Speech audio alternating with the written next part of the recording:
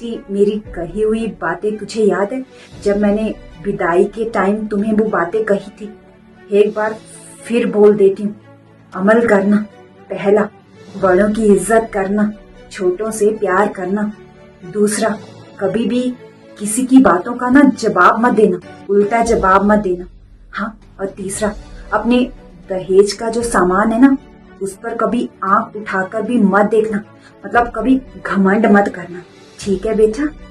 अरे अरे माँ, मुझे सब याद है। आपने जैसा बोला है मैं वैसा ही करूंगी माँ। बेटा, तेरा भाई आ गया, मैं तुम्हें बाद में कॉल करूंगी, ठीक है? अपना ध्यान रखना। ठीक है माँ।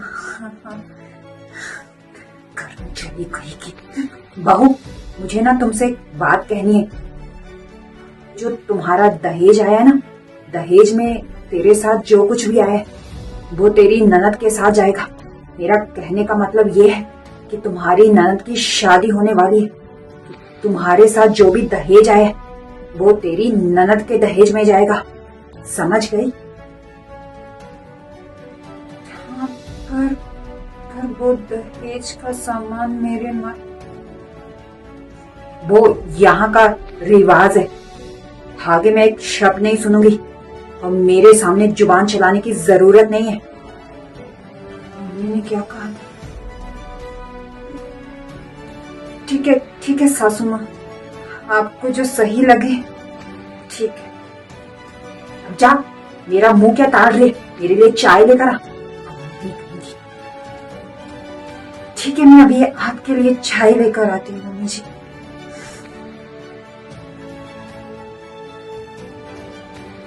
मम्मी जी ये क्या? अरे कब टूट गया आपसे? कोई बात नहीं मम्मी जी, मैं ना ये कांच उठा देती हूँ, कहीं आपको चोट ना लग जाए। हाँ मम्मी जी, आप साइड में हो जाइए, मैं हटा देती हूँ। कांच का कब तोड़ दिया?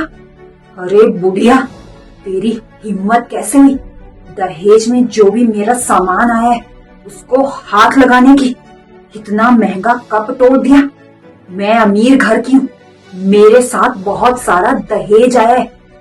एक बात हमेशा ध्यान में रखना, मैं ना अमीर घर की हूँ, गरीब घर की नहीं जो तुम्हारे नखरे सहूंगी। सासू माँ, एक बात कहूँ, मैं ना जेठानी जी की तरह नहीं जो आपके जुल्म अत्याचार सहती रहे, जैसे आज तक वो सहती आई है। एक शब्द नहीं कहा इन्होंने। मेरे माँ बाप बहुत अमीर हैं और उन्होंने जो भी दहेज दिया है ना और जो भी सामान आया है मेरे मायके से, वो मेरी सुख सुविधा के लिए, आपकी सुख सुविधा के लिए नहीं। तो खबरदार, आगे से मेरे दहेज का सामान जो आया है ना उसको हाथ लगाया ना तो हाथ काट दूंगी।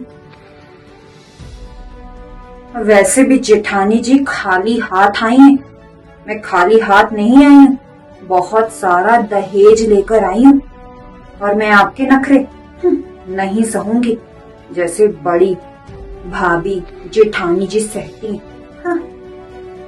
चुप कर जा छोटी बहू, बहुत घमंड है ना तुझे अपने दहेज का। तेरी जानकारी के लिए मैं एक बात तुझे बता दूं, तू जो अपनी जेठानी को ताने मार रही है ना, मैं तुझे एक बात बताऊं, तेरे दहेज से ज्यादा बड़ी बहू का दहेज आया था और 4 गुना ज्यादा आया था। वो तो मेरे कहने पर बड़ी बहू ने अपना सारा दहेज अपनी ननद को दे दिया था। जब उसकी शादी हुई थी उसे अपने दहेज का 1% भी घमंड नहीं था। तुझे क्या पता? और एक बात सुन ले, तेरी तरह ना बड़ी बहू को घमंड नहीं है अपने दहेज का, ना वो जताती है जैसे तू जताती है। बेचारी बड़ी बहू, मैंने इसको कितने ताने मारे, कितना इसको डांटा, कितना सुनाया, पर बड़ी बहू ने कभी भी मुझसे एक शब्द नहीं कहा। वो हमेशा चुप रही। पता है क्यों? क्योंकि तुम्हारी जेठानी ना संस्कारों का दहेज लेकर आई है जो उसके माँ बाप ने दिए और तुम्हारे माँ बाप ने तुम्हें नहीं दिए। बड़ी आई बड़ी बहू को सुनाने वाली। बहू, मुझे माफ कर देना, आज मैं अपने किए पर बहुत पछता रही हूँ।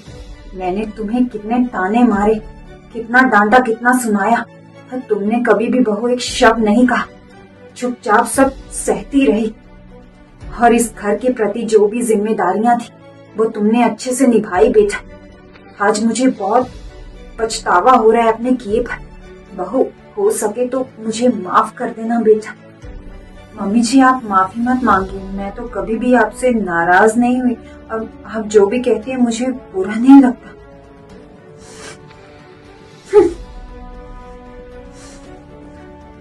आज मेरे मम्मी पापा के दिए हुए संस्कारों की जीत हुई।